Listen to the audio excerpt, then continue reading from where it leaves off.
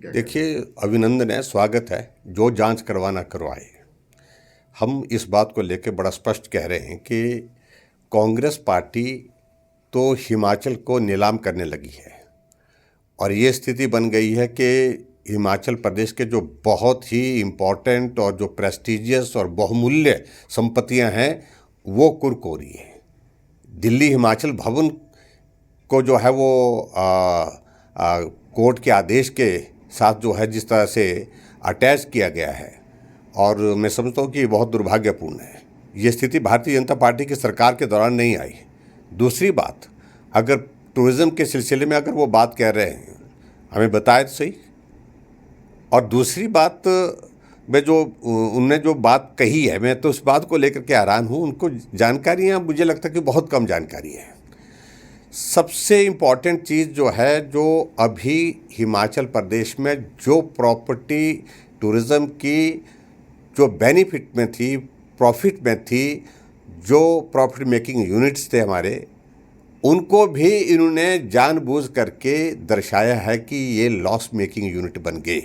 Child palace, आपका मनाली का hotel Kunzum, और उसके बाद आपका धर्मशाला का होटल धौलाधार, ये सब ऐसे होटल हैं जहाँ पर पूरे साल भर बिजनेस रहता है।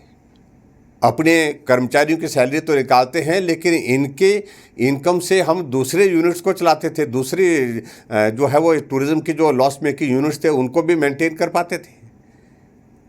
ये बहुत बड़ा षड्यंत्र है, बहुत बड़ी साजिश है इसके पीछे, और मुझे लगता है कि इस सारी चीज़ को लेकर के लोगों के सामने सच्चाई आनी चाहिए। और ये एक बात नहीं कि आज ही इस बारे में ये चर्चा का विषय बना। फैसला कोर्ट का तो अभी आया है, लेकिन इससे पहले कई वक्त से बहुत लोग जो है टूरिज़्म के होटल को खरीदने के लिए, टूरिज़्म के होटल को चलाने के लिए सरकार के पास जा चुके हैं, बात कर चुके हैं, और बात करने के साथ साथ में सरकार ने उनको हामी कर दी हुई है। इसलिए इसके पीछे बहुत बहुत बड़ा षड्यंत्र है। ये हिमाचल प्रदेश को जो बेचने की एक शुरुआत हो रही है, मैं समझता हूँ कि बहुत चिंता का विषय है।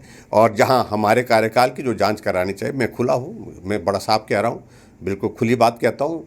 जांच करना चाहें, जिस तरह से जांच करना चाहे करें, लेकिन जो कांग्रेस पार्टी की जो भ्रष्टाचार की जो सारी बातें अब एक एक करके खुल रही है, इसके कारण कांग्रेस पार्टी की सरकार जो है अब बेनकाब हो गई है और इस कारण से वो परेशानी में है। इसलिए वो ये सारी चीज़ें बोल रहे हैं।